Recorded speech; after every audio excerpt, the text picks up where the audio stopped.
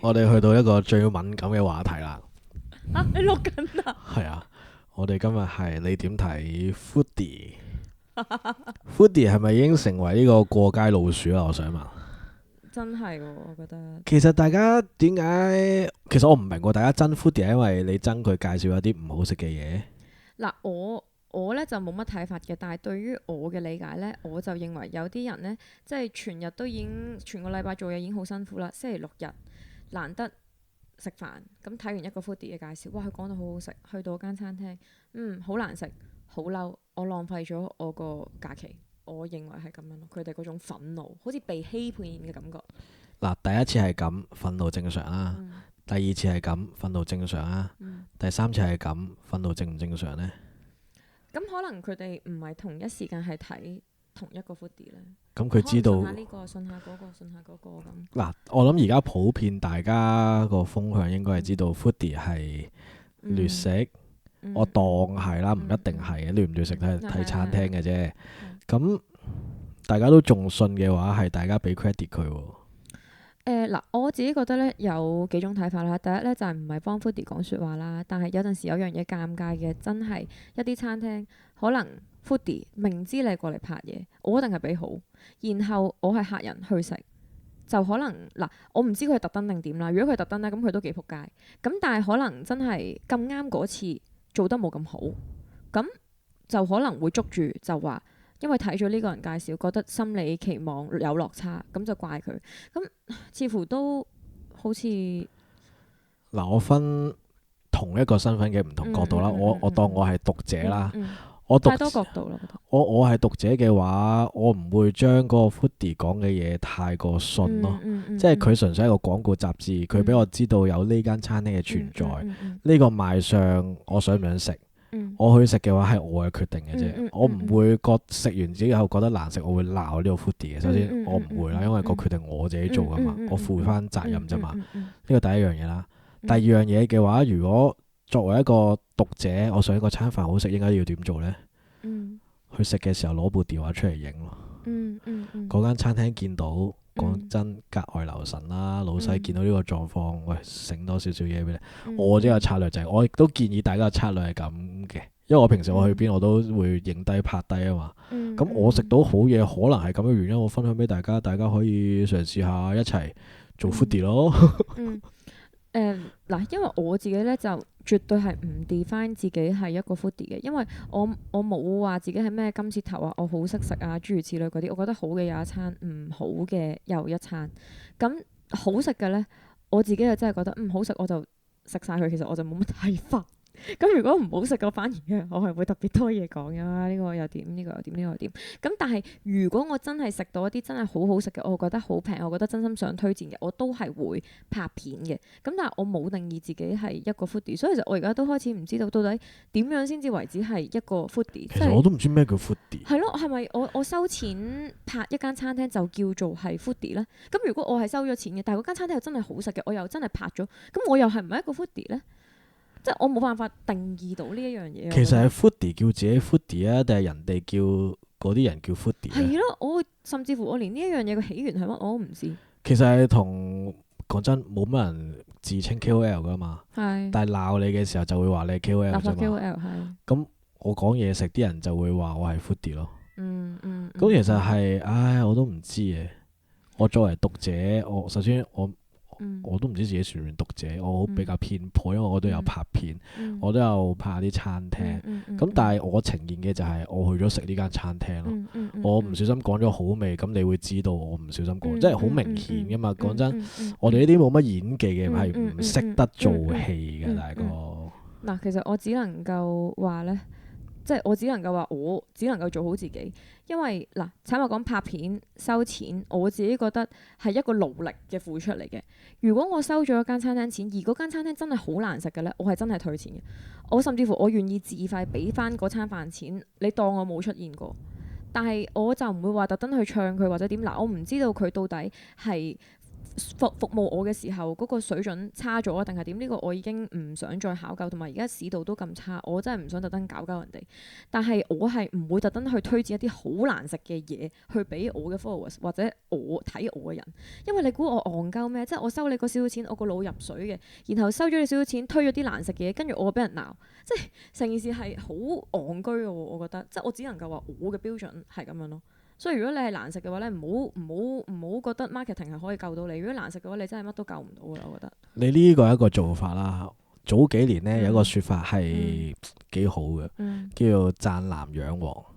我純粹用呢種説法嘅，即係如果有間餐廳揾我俾錢叫我拍片，而我覺得難食嘅話呢，錢我會賺，但係條片你會睇得出呢，佢係好唔好食嘅。因為呢，我唔知你有冇睇過條片呢。我去嗰間餐廳，我去嗰間餐廳食呢，我介紹啲咩？我介紹個椰青啦，佢係做打邊爐嘅，有海鮮嘅。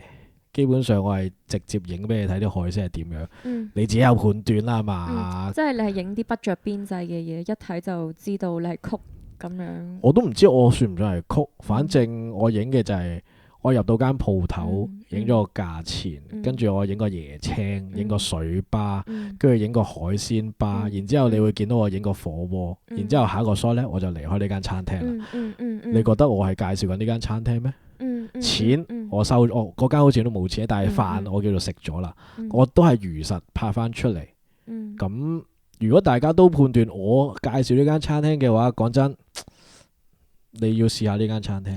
但係你點樣睇？有啲人會覺得你咁樣拍完之後係俾咗嗰間餐廳嘅曝光，即係都會令到一啲係唔識判斷嘅人係即係間接性都帶咗嗰間餐廳嘅知名度啊嘛。你都係介紹咗。佢總唔能夠呢一世都唔識判斷呢間餐廳好定唔好㗎。你會唔會擔心咁樣做其實都係會嚴格啲嚟講，都係會誤導咗一啲人啊？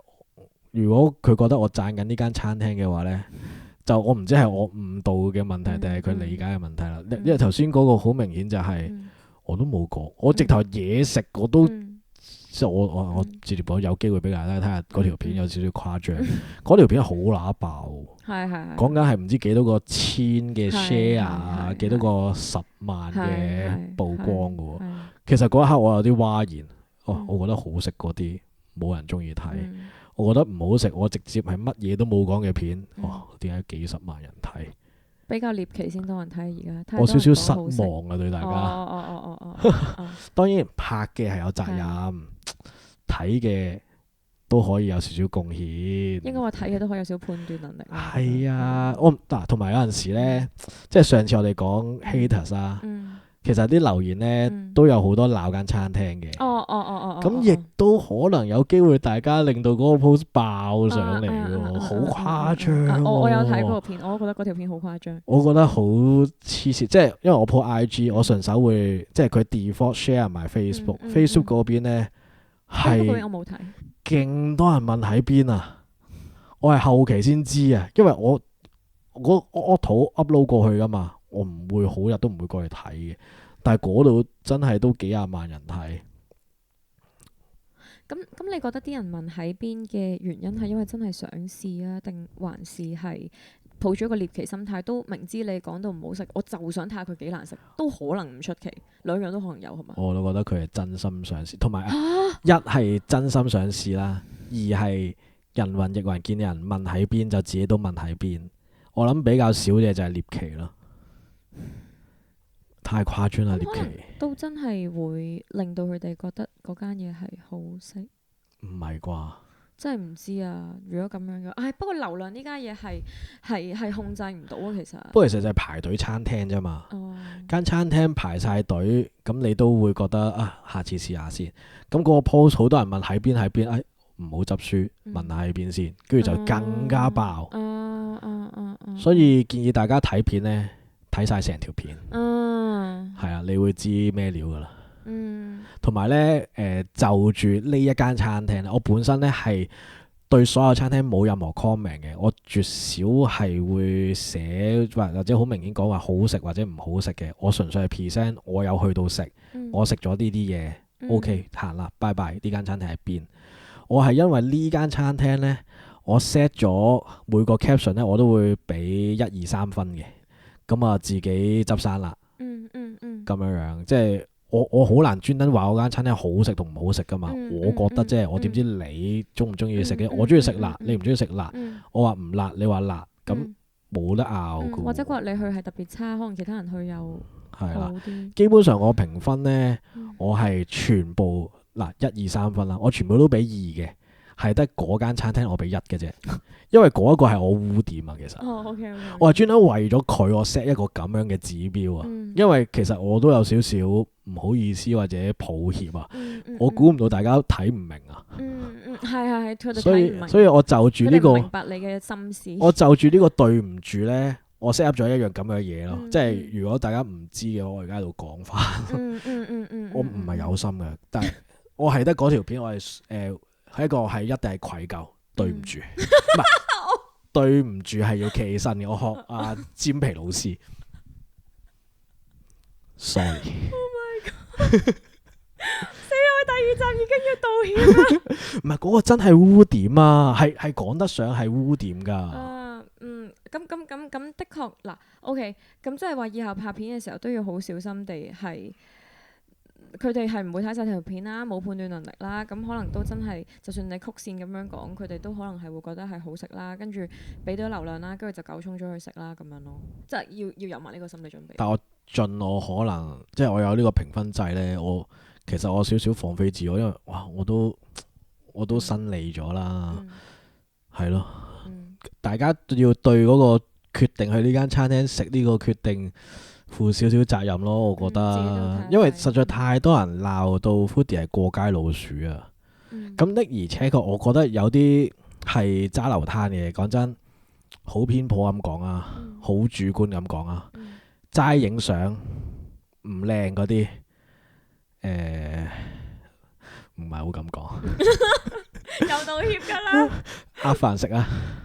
真係喎，因為嗱，我食嗰餐飯，我對得住嗰餐飯，我理所當然係唔俾錢。因為我用條片換，我條片我覺得我帶到呢個價值俾你。但係你見到影相唔靚嗰啲，因為有啲影得好靚嘅，影相真係少少 hea 少求其，或者去嗰間餐廳都會遲到、西面或者老馮嗰啲呢。我麻麻地嗰啲，但係其實嗰啲佔都唔少數噶嘛。係咩？真係嘅，即係嗱嗰啲影唔靚相一堆啦，有啲都係拍片嘅，但係佢個 view 數係雙位數、3位數，唔到4位數。咁少？但係嗰啲同我一樣都係食嗰個免費飯，即係我某程度上我少少覺得呢。我俾人鬧呢，係佢哋搞到我俾人鬧。因為其實即係一竹篙打一船人，一缸老鼠屎，即係一粒老鼠屎就壞一缸米嗰種。我相信大家都會認同係有啲 foodie 係真係有良心嘅，所謂有良心嘅 foodie 啦，或者佢只會介紹好食，只會介紹佢覺得好食嘅嘢啦。咁但係嗰啲都叫 foodie 喎。咁講咩？即係咁咩叫 foodie？一定係差啫，冇一定嘅，即係 case by case 咯。係啊，但係可能差嗰啲，佢哋認為真係太誇張咯。所以我從來都冇 define 自己係 foodie，我甚至乎都冇 define 自己係。但其實麻木咗啦，即係佢哋話係咪係咯？我就算或者講真，我最中意食咩兩餸飯。我最中意食麻婆豆腐、粟米斑塊、黑飯，甚至乎杯麵咁樣可以 foodie，但係唔係大家諗嗰種食好嘢嗰種 foodie 咯。我係食 food 咯，冇乜特別咯。即係其實 foodie 佢哋認為就係將啲食物形容得好淋漓盡致，食評。因為我都唔係好叻食評，其實我就係覺得佢好食同埋唔好食咯。因為好好食嘅我食過。好難食嘅，難食到或者冇錢到，淨係食得個白麵包嘅我都試過，所以其實食物對於我嚟講只係滿足我生理最低嘅要求，好嘅一餐，唔好嘅又一餐，我覺得。但係我只能夠話我自己嘅標準就係，如果真係我食到都真係好難食嘅話，咁我就唔拍咯，我唔講咯。嗱，如果按住你頭先嘅，就算有錢我都唔要。按住你頭先嘅説法，大家認為個 foodie 係會形容用文字或者用語言去形容到嗰個食物係點點點，令到好靚。我諗呢個概念呢，某程度上大家係受 TVB 影響咯。點解呢？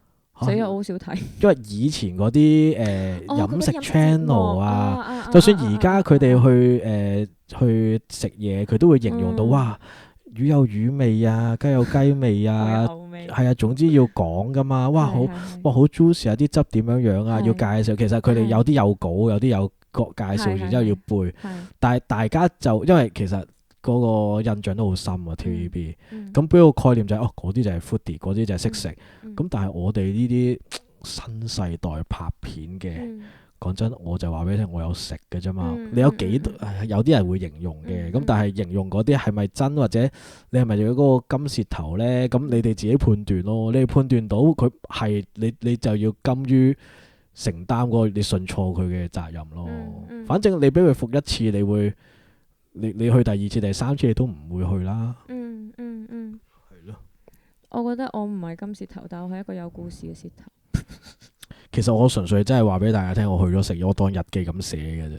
即係你係一個 information page 咯，我會形容為一個資訊，話俾人知我食咗啲乜，我記錄佢咯。但係你唔係去推銷或者去形容。係啊，其實我哋都冇需要同佢推銷啊。其實你嗰啲形容我有睇過，都幾中立。係咩？我點樣講㗎？嚇！你就係話我今日食嗰隻雞，佢咁你個畫面呈現出嚟佢滴汁，咁你就個口就係講話佢漏汁。即就係好陳述咯，你所見即所得，係所見即所得咯。你係我嗰啲片都係所見即所得㗎，我冇花巧佢，我甚至乎啲剪接粗剪啦。你知我剪嗰啲片。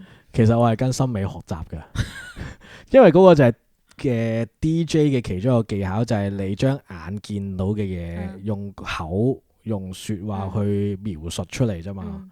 咁其實拍片拍呢啲短視頻，某程度上都係咁，我都係跟森美大哥學嘅啫。係啊，有咩揾佢啊，我師傅。所以冇得話我講大話定咩喎？即係其實我對食物嘅要求都唔係好高。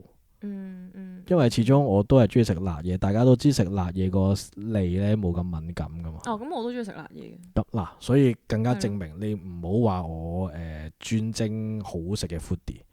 我係專精食嘢嘅 foodie，齋食嘅啫，唔係食好味嘅嘢嘅。澄清翻。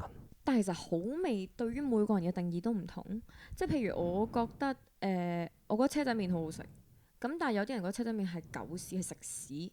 你平時咪食開屎，咁我覺得咁但係我真係覺得好食喎，即係我覺得好食呢一樣嘢係主觀感受，係冇分對定錯，除非佢嘅服務真係好差，佢嘅衞生真係有問題，呢啲係直接見到嘅。咁即係如果話佢咁樣，我都仲係話介紹大家去嘅話，咁呢個我抵死啦。咁但係如果純粹係我認為呢一樣嘢好食，你覺得唔好食，咁似乎冇乜嘢好食得拗。嗱，有啲嘢好食得拗，譬如佢比你份量好多，比我份量好少，咁呢個係肉眼可見地差別待遇，我覺得就值得去嘈咯。但係係咯，好食就。但係你會點樣嗱？未必一定話你啦。你覺得點樣？大家應該點樣評定一間餐廳叫做好食定唔好食？因為食物質素係一回事，好唔好食一回事，份量一回事，服務態度一回事，跟住裝修啊、整潔、衞生又係一回事。究竟係好概括講晒成間餐廳好唔好，定係純粹食物好唔好呢？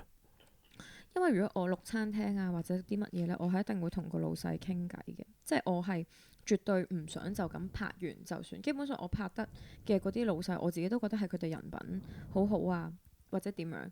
拍完條片之後，佢下面有 comment，有人話係唔好食啦，我甚至乎係會同翻個老細講，我話你有啲咁樣嘅 comment，你會唔會想講下咁？咁有啲真係擺明屈佢嘅，我甚至乎我自己都會覺得哇，咁佢真係唔係一個咁樣嘅人，我會喺下面嗰度講，因為其實我嗰個身份係好奇怪，我係有自己做生意，我同時有自己拍片，咁我就係做中間嗰個角色，係要平衡人哋想睇啲乜，我想介紹啲乜，同時我亦都好理解嗰個老闆嘅心情，所以我嗰個身份有啲特殊，就令到我每次拍親片，其實我覺得我自己責任好大，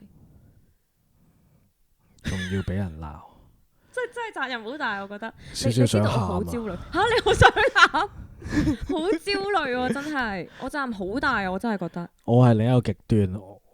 我拍咩咪拍咩咯，咁你睇係你想睇，我拍係我想拍。我太大愛啦，係啦，我拍係我覺得我拍嘢，我覺得開心，所以我拍咯。或者如果真係要講一間餐廳好定唔好呢，我係 focus 喺啲嘢食好唔好食咯。因為呢，錦上路呢度有間餐廳 cafe 嘅，我等咗嗰個意粉等咗好似20幾分鐘。喺邊度啊？錦田市集入邊。市中心郵局對面。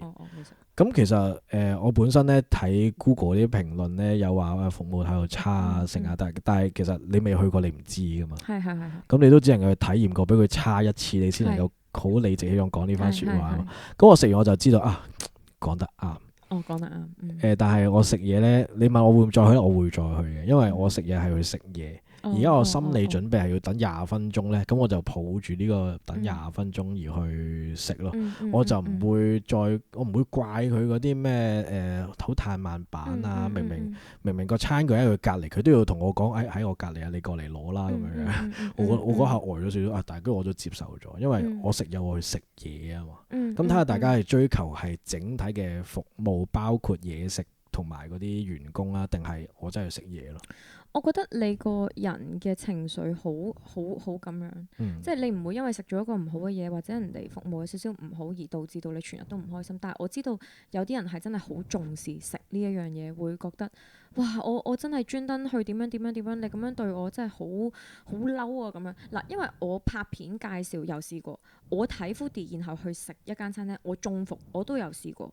咁但係我嘅 experience 係唔好食啊，咁咁就唔好食咯。咁其實我就完㗎啦，我又唔會特別嬲咯。因為之前我啲 ex 可能揾咗一啲餐廳，佢都係睇 foodie 介紹。講真，你香港地咁樣拍拖咁樣，你點樣揾一間好食嘅餐廳都係睇嗰啲。咁食咗唔好食，咁我哋都係笑下。咁今次唔好食，咁下次就再揾第二間。其實我就覺得冇咩好值得嬲。